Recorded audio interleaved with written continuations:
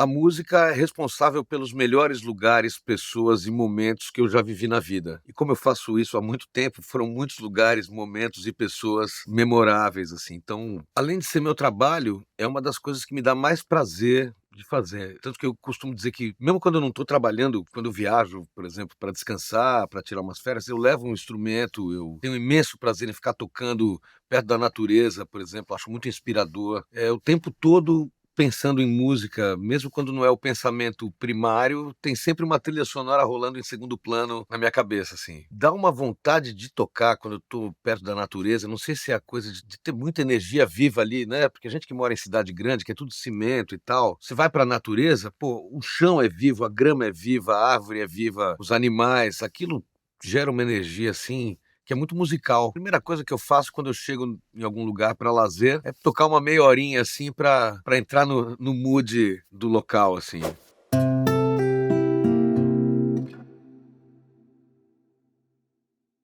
O instrumento é uma extensão da gente, assim, né. Eu estava até conversando agora há pouco com o Torquato. Às vezes a gente toca mentalmente, você nem tá com o instrumento no colo, mas você tá ali de olho fechado, tocando mentalmente e ouvindo dentro da cabeça. Eu já compus músicas sem estar com o instrumento, só tocando mentalmente, assim, né. E o instrumento, cada instrumento tem uma voz. É como uma criatura, um ser humano. Todos somos humanos, mas você tem uma voz, ele tem outra, eu tenho outra. O instrumento é a mesma coisa, ele é feito de madeira. Às vezes você pega 2 instrumentos iguais, da mesma marca, do mesmo modelo, um tem um som, outro tem outro som. Porque a madeira é uma coisa viva também, né, não é um plástico que saem todos do mesmo jeito. E eu, quando garoto, que eu comecei a tocar violão, tal, a gente não tinha instrumentos de qualidade no Brasil, era muito raro e a maioria era importado e caríssimo. Então eu sempre fui um apaixonado, porque o instrumento ele é inspirador. Estava até conversando também com o Torquato, quando você pega um instrumento novo, ele já vem com várias músicas dentro, assim, você começa a tocar, o som dele vai te levando a criar, você fala: "Nossa, parece que esse som não tem no meu outro violão, essa nota não tem ali", né. Então eu acho uma criatura semi-viva. É um objeto, mas que se você pega ele, ele começa a falar, né. E se outra pessoa pega, ele fala de outra maneira, em outro idioma, com outra, cada músico tem sua própria pronúncia ao tocar, né. Você toca a mesma nota que eu, vai sair de um jeito a sua, a minha vai sair de outro jeito.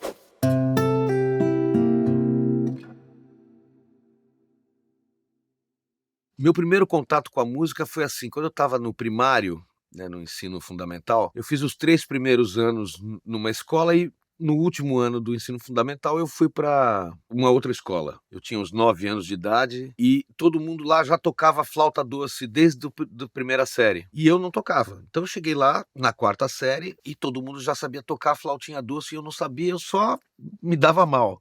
Até que um dia eu cheguei em casa e alguém falou assim: "Olha, tampa todos os furinhos e vai soltando um por um de baixo para cima". Aquilo abriu uma porta para mim, que eu descobri que eu conseguia tocar e que eu tinha uma memória musical, um ouvido. Comecei a tocar um monte de músicas que eu ouvia, inclusive as que os meninos da escola tocavam. Cheguei lá na aula de música já tocando as músicas todas.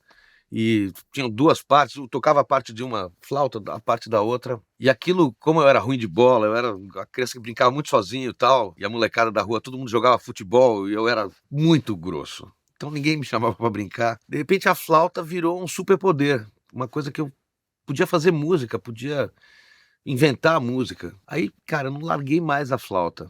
Aí um tio falou: "Pô, você não quer aprender flauta transversal?"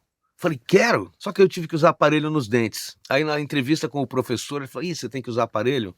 Nem compre a flauta, porque não vai rolar". Aí eu: "Puts, né". Minha irmã tocava um violãozinho ali, o Roberto Carlos, essas coisas, aí eu achei o violão dela em casa, botei um dia no colo e comecei a tocar ele deitado, assim, umas melodias que eu ouvia, alguma coisa assim. Consegui tocar a melodia, eu falei: "Nossa, que legal". Aí transferi pro violão, virou meu brinquedo preferido.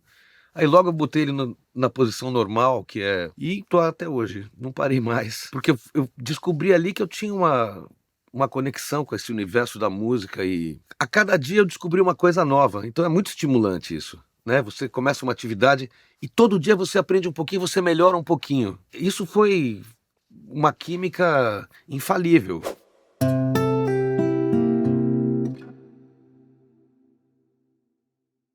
Você falou desses violões da Hairton. Quando eu peguei o primeiro e toquei assim, já me veio um monte de músicas que eu ouvi na vida com aquele som de violão cristalino, ao mesmo tempo com encorpado, assim, né? Com um grave e um brilho. Pô, me apaixonei de cara, né, por esses violões, assim. Uma surpresa, porque o Brasil não tem tradição, ainda mais violão de cordas de aço. O Brasil era o país das cordas de nylon, do samba, da bossa nova e tal, né? Creio que no meio dos anos 90 isso começou a mudar, uma importação de instrumentos da China e tal, e a gente começou a ter acesso a violões de cordas de aço. Agora a Hairton chegou com o pé na porta, porque é um violão padrão top americano. É um violão de altíssimo nível. Um violão, o som dele acústico para gravação, um negócio espetacular. O violão, todo violão novo, ele tem um som meio fechado. Ele leva um tempo de uso para o som ir abrindo, né? As frequências irem amadurecendo. Não sei qual é o processo físico. O violão da Hairton, novo, parece que ele já tem uns 15 anos. Ele já tem um som aberto,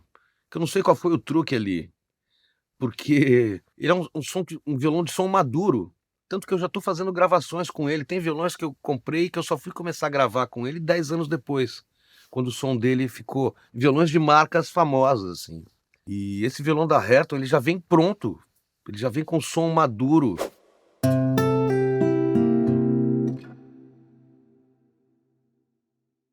A gente acaba desenvolvendo uma relação com o instrumento, que é quase um parentesco, sabe? É como se aquele violão fosse um membro da sua família, é um companheiro, é um cara que traduz o que a palavra não é capaz. Então o instrumento é como um tradutor de uma emoção, de um conceito, que às vezes você tem um tipo de emoção que falta vocabulário para você transmitir, e o violão, ainda mais quando o violão é bom, quando o violão responde aos seus comandos, né? Porque às vezes você pega um violão, ele é um pouco duro, ou o braço é um pouco desconfortável e tal, né? Que é normal, cada pessoa tem um tamanho de mão, uma ergonomia. O violão é parente, assim, um irmão, um filho, sabe? A gente tem um ciúme do instrumento, né? Cara, empresta seu violão? Você empresto, né? Mas fui acampar, eu fui pra montanha agora há um mês e pouco atrás. Fui com a minha filha, a gente foi escalar lá o Maciço das Prateleiras e eu levei o Hairton. E à noite a gente fez uma fogueira ali e tal. E eu comecei a tocar e o som dele parecia uma magia, assim, sabe? Os passarinhos começaram a voar, assim, sabe? Foi uma coisa muito inspiradora, assim, né? E é um barato que, aquilo que eu estava falando, um instrumento novo, a sonoridade dele te leva para uns caminhos que você nunca foi. Então você fala, nossa, tem música nova aqui nesse instrumento. Parece que abre um canal com a criatividade ali. Eu toco outros instrumentos, citar indiano, banjo e tal. Cada instrumento me leva para uma sala diferente, assim. E isso acontece com violões também. Cada violão tem um som, tem uma frequência. Eu não sei definir isso matematicamente, mas eu sinto o som do instrumento. E o violão é uma coisa que fica ali encostada no seu peito, ele vibra na sua caixa torácica. A sensação física de tocar, não só auditiva, é uma coisa muito interessante, assim, porque quando você vê, você já está ali, aquilo está vibrando junto com a tua respiração.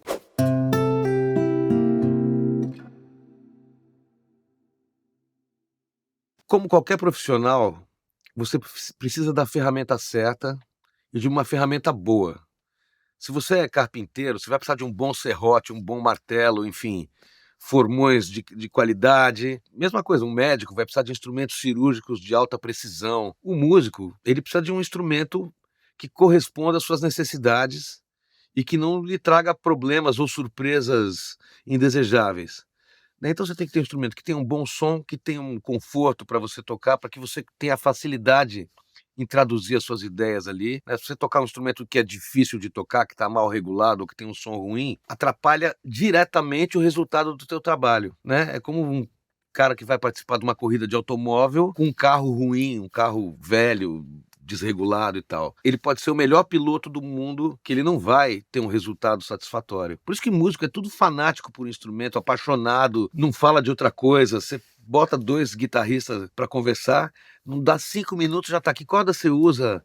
Você prefere captador single ou humbucker e tal, né? E eu sou de uma época que a indústria nacional não tinha instrumentos de qualidade. Então demorou anos para eu ter condição de ter um instrumento importado de qualidade e tal. Graças a Deus isso mudou e agora com a Hairton virou uma realidade. Os violões, as guitarras são padrão internacional.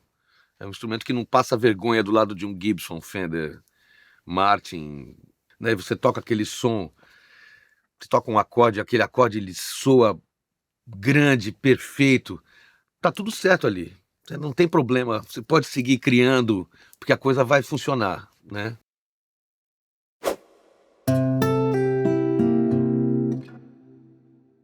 Quando eu tinha 13 anos, eu falei pra minha mãe que eu quero ser músico. Minha mãe falou: "Obviamente, você tá maluco, você vai ser médico, dentista, engenheiro, advogado, músico jamais, né". Só que aí já era tarde demais, minha cabeça não pensava em outra coisa que não fosse música. Eu cheguei até a fazer 2 anos de jornalismo e tal, mas desde os 15 anos eu ganho uma grana com música. Primeiro cachê, eu tinha 15 anos, fui tocar num bar, tocava violão e gaita, cantava uns Bob Dylan e tal. O cara teve que pedir pra minha mãe, falou: "Só deixa seu filho tocar no bar", por incrível que pareça, ela deixou. Imagina, com 15 anos eu tocando na noite de São Paulo, me achava o profissional, né. As coisas foram acontecendo e tô aqui hoje.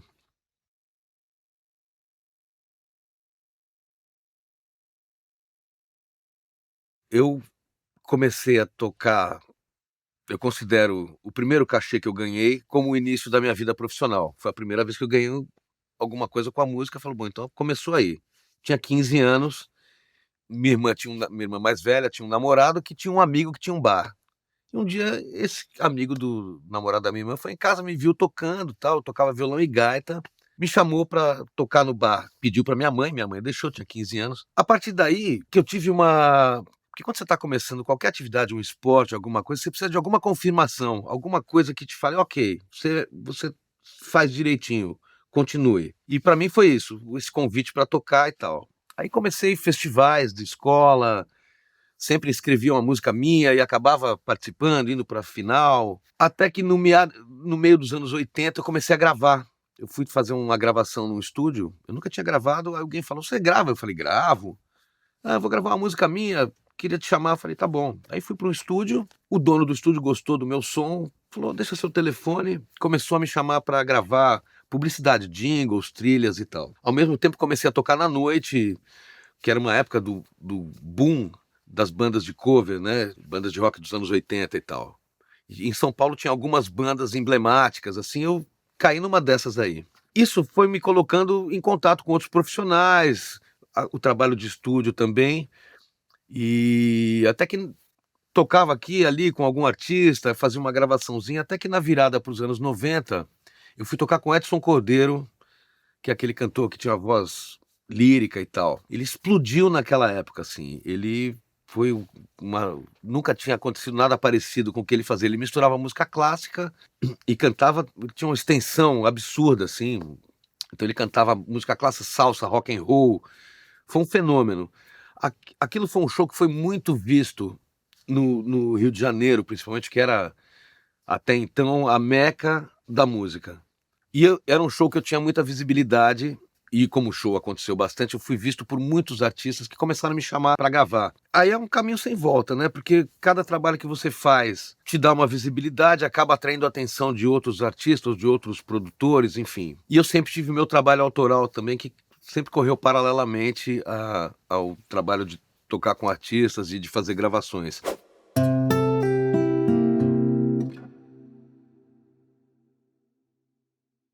Então eu gravei ou toquei, assim, Zé Cabaleiro, Chico César, Fagner, Belchior, Ana Carolina, Zélia Duncan, Charlie Brown Júnior, Titãs, alguns internacionais, toquei com o J.J. Jackson, que era um bluesman americano que estava radicado em São Paulo, enfim, uma infinidade de artistas, assim, né, com quem eu já tive a oportunidade de dividir estúdio ou palco ou ambos. Toquei em grandes festivais de jazz da Europa, Festival de Montreux, que era uma referência pra gente, todo mundo que começou a tocar nos anos 70, 80, acabava vendo discos dos seus ídolos ao vivo no Festival de Montreux, na Suíça. Eu não era uma exceção, também tinha um monte de disco de gente bacana tocando lá e fui tocar lá. Foi aquela coisa que você fala: "Não acredito que eu tô aqui", né. Você vai tendo umas sensações interessantes de que: "Puxa, acho que eu tô conseguindo".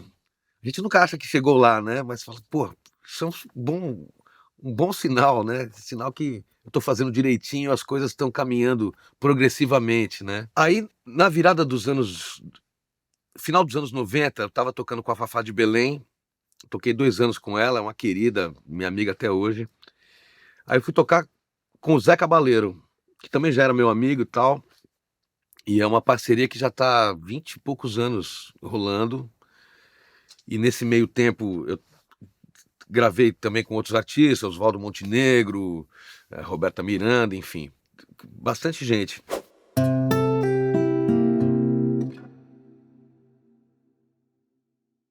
É pensar música 24 horas por dia. Às vezes você não tá tentando, você não tá criando intencionalmente, mas às vezes, por exemplo, eu tô caminhando no parque ou na rua ou fazendo alguma coisa e começo a cantar, vem alguma ideia musical na cabeça, não sei da onde, e você começa a cantarolar ali, e de repente aquilo pode acabar virando uma canção.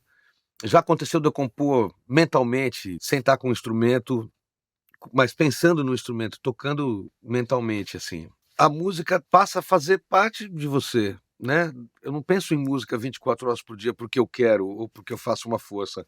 A música tá o tempo todo, né, eu olho você olha, tá passando um filme, você tá zapeando, opa, tem uma guitarra ali naquela cena, você volta pra ver o que que tá acontecendo. Então é um interesse constante. Eu lembro quando começou a as pessoas ter acesso ao computador, a jogos de computador, ainda era aquela que a tela era verde, sabe, só com aqueles caracteres e tal. E tinha um joguinho que num estúdio que eu trabalhava, o tecladista era super aficionado com tecnologia, comprou um computador e tinha um joguinho que tinha uma musiquinha fazendo para pa pi pom pom, e aquele eu viciei naquele joguinho, ficava toda vez aí um dia eu estava tocando guitarra, assim, e essa melodia param pam pi pam virou uma ideia que eu acabei desenvolvendo e virou uma canção por causa daquela frasezinha musical do game, me inspirou um caminho ali, até batizei a música, o game era Onde Está Carmen Sandiego, e aí eu batizei a música de San Diego por causa do, do joguinho ali, né. Então às vezes você nem tem a intenção e algum estímulo te leva a criar. Isso é muito interessante, porque tem várias maneiras e várias funções para música, né. Tem aquela música genuína, que é aquela música que você faz sem nenhum compromisso, é música espontânea, que é aquela música que você faz quando você tá sozinho, quando você tá mais contemplativo e tal.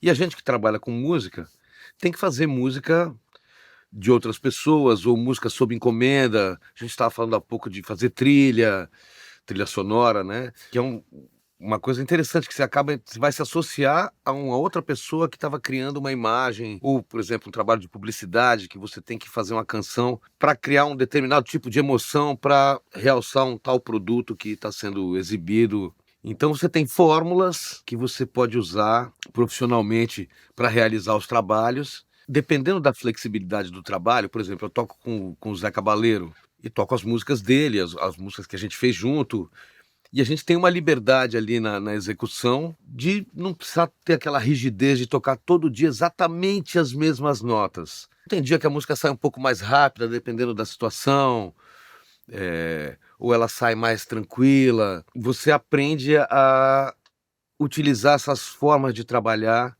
de acordo com a demanda. Então, por exemplo, tem o meu trabalho autoral, onde eu toco exatamente do jeito que eu quero, sem nenhuma cobrança ou compromisso, né. Então você se adapta a essas funções que a música pode ter, e para cada tipo de trabalho você tem uma metodologia, né. Quando eu vou trabalhar com publicidade, com jingle, com trilha, você tem que ter o perfil do produto, o perfil do cliente, o tipo de música que aquele público recebe com mais facilidade e tal. Tem essas restrições, essas pré-definições, assim, né. Ao passo que quando você vai produzir uma canção de um compositor ou de uma cantora, você já conversa, já vai entrando no mesmo clima, na mesma vibe, para desenvolver uma linguagem que seja coerente com a proposta do artista, da pessoa, onde você não tem que tomar um cuidado para não imprimir a sua identidade no trabalho do outro, senão fica tudo parecendo música sua, e você tem que às vezes abrir mão da tua estética para abraçar a estética da pessoa com quem você está trabalhando, seja de imagem, seja de som ou teatro, enfim.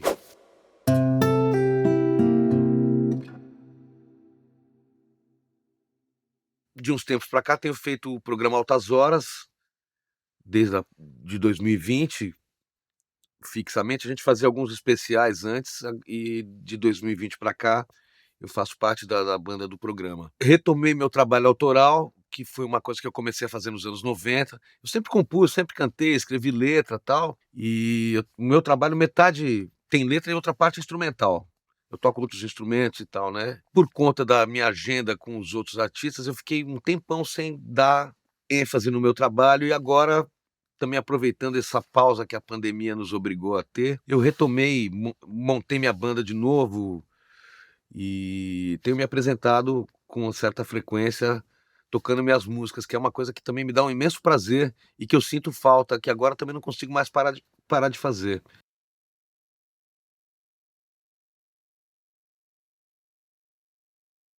Ninguém sabe tudo de música, não existe, é um conhecimento gigantesco, uma coisa que você aprende um pouco, cada um escolhe um caminho, mas ninguém conhece tudo. Isso é fascinante, porque você tem, é um assunto que o interesse da gente nunca acaba, e você nunca vai chegar no fim, você vai ter sempre algo para aprender, uma informação nova, um elemento novo para incorporar. Eu, às vezes, estou tocando e faço um acorde novo que eu nunca fiz. Eu falo: "Nossa, que acorde lindo, como que eu passei minha vida inteira sem ter feito esse acorde, sem ter Embutidas descoberto esse nele, assim, acorde?". né. Então isso é muito interessante, que conecta com aquela coisa do instrumento novo, que ele te leva para uns outros lugares, ele te inspira, o som dele parece que ele vem com umas lições embutidas nele, assim, né. É um recorte do infinito. Gostei, vou adotar isso nas minhas próximas entrevistas.